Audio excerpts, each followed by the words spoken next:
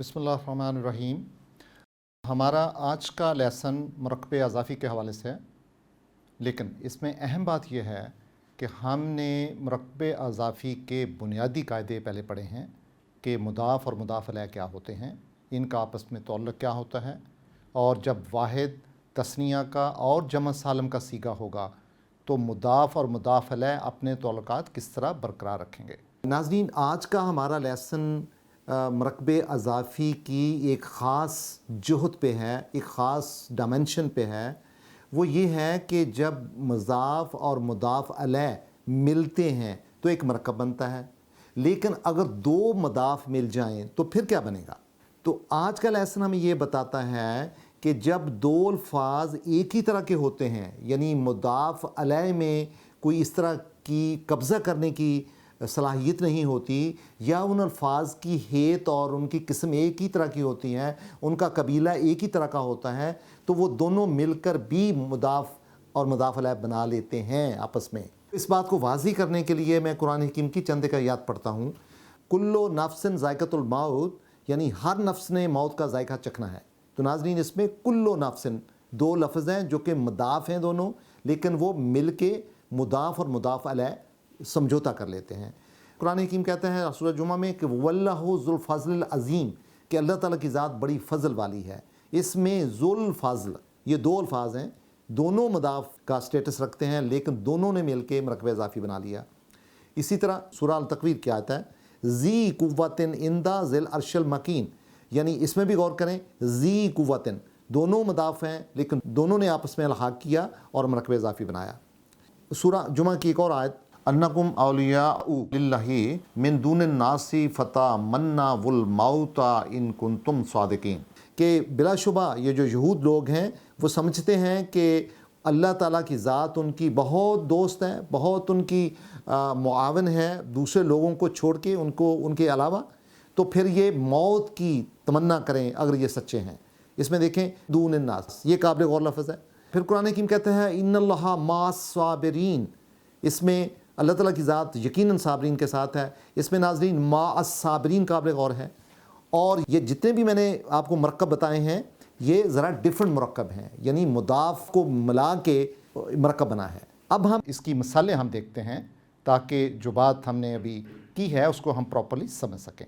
मसलन ये देखें कि कुल्लुन एक मुदाफ़ है, एक हरफ है जिसका मतलब होता है हर एक, और शैउन एक लफ्ज़ है जिसका मतलब है कोई शै। अब इनमें दोनों लफ्ज़ों में से कोई लफ्ज़ ऐसा नहीं लगता जिसमें कब्ज़ा करने की कैफियत हो मुदाफ़ अलैह की जो होती है। दोनों लफ्ज़ मुदाफ़ हैं।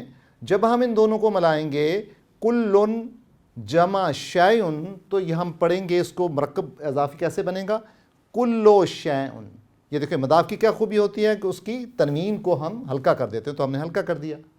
और दूसरे मुदाफ़ अलैह की क्या खूबी होती है कि उसके आखिरी हर्फ के नीचे हर्फ जार आएगी, कसरा आएगी, या तो उसकी तनवीन आएगी, तो हमने उसको कुल्लो शैन कर दिया। कुल्लो शैन का मतलब हर चीज़। इसी तरह कुल्लुन बिदआतुन, बिद्दत को बोलते हैं किसी नई बात का आगाज़ करना, कोई नया रुख डालना किसी चीज़ को। कुल्लुन बिदआतुन जिसका मतलब है हर बिद्दत। तो जब हम इसको मरकब में रखेंगे तो हम कुल्लुन को इसकी हम तनवीन हल्की कर देंगे, यानी इसकी तनवीन को एक दम्मा के साथ यहाँ पे ले आएंगे और कोई तब्दीली नहीं हुई, वही लफ्ज़ है, वही शक्ल है, वही इसके आदाब हैं। सिर्फ आपने डबल जो तनवीन थी, डबल जो दम्मा थी, उसको आपने सिंगल में ला दिया, ये मुदाफ़ बन गया। और बिदआतुन को आपने नीचे जो उसकी तनवीन ऊपर थी उसको आप नीचे ले आए, तो ये बन गया कुल्लो बिदआतिन। इसी तरह ज़ू फ़ादलुन, यानी ज़ू पहला मुदाफ़ है, ये भी मुदाफ़ था, ये भी मुदाफ़ था, ये पहले आ गया, इसने मुदाफ़ का रोल ले लिया और इसने मुदाफ़ अलैह का रोल ले लिया। चूँकि मुदाफ़ अलैह को कैसे पहचानते हैं, जिसके नीचे या एक कसरा होगी या दो होंगी, तो ये मुदाफ़ अलैह हो गया। अलबत्ता इसमें आप देखेंगे कि यानी मुदाफ़ या कसरा या तनवीन वो आखिरी हर्फ के मुदाफ़ अलैह के आखिरी हर्फ के नीचे होगी, यानी कसरा होगी। इसी तरह देखें ज़ू और जमा है अल करनानी, ज़ू अल करनानी, ज़ू प्लस अल करनानी बन जाएगा ज़ुल करनैनी, यानी दो सींगों वाला। اسی طرح اندہ اور اللہ، اندہ کہتے ہیں جو پاس ہو، اور اللہ تعالیٰ کی ذات ہے، تو یہ بن جائے گا عند اللہ، اللہ کے پاس۔ ما کہتے ہیں حرف جار ہے، عربی زبان میں ساتھ کو بولتے ہیں اللہ، تو یہ بن جائے گا ما اللہ ہی، اس کا مطلب اللہ کے ساتھ، اسی قاعدے کے تحت، اسی کلیے کے تحت جو ہم نے پڑھا ہے۔ دوسری مثال جو آپ دیکھ سکتے ہیں، دونا پلس اللہ، اور یہ بن جائے گا دون اللہ، دون اللہ۔ بالکل اسی طرح بائنا پلس السماء والارض، تو بن جائے گا بین السماء والارض، یعنی زمین اور آسمان، آسمان اور زمین کے درمیان، آسمان اور زمین کے درمیان۔ اور دو مثالیں اور ہیں، وہ بھی ہم دیکھ لیتے ہیں۔ یہ دیکھیں، ذات پلس لہب، لہب ذات لہب، یعنی شعلے والی، لہب کہتے ہیں شعلے کو، ذات کہتے ہیں جو اس کی ملکیت ہو، یعنی والی کے معنی میں آتا ہے۔ ذات لہب بن جائے گا ذات لہب۔ اسی طرح غیر پلس اللہ، غیر اللہ، یعنی اللہ کے علاوہ۔ تو آپ نے ایک چیز نوٹ کی ہے کہ یہ مرکب اضافی میں جب پھر دو مضاف آئیں گے، ایک مضاف دوسرے کو اپنا مضاف علیہ بنا لے گا اور دوسرا اس کو اپنا مضاف بنا لے گا، پریشانی ہمیں اس میں کوئی نہیں ہوئی۔ وہی قاعدہ جو مضاف اور مضاف علیہ کے بارے میں آپ نے پچھلے لیسن میں پڑھا ہے، وہی یہاں اپلائی کریں گے، صرف ایک کو ہم مضاف علیہ کہہ دیں گے اور دوسرے کو ہم مضاف کہیں گے۔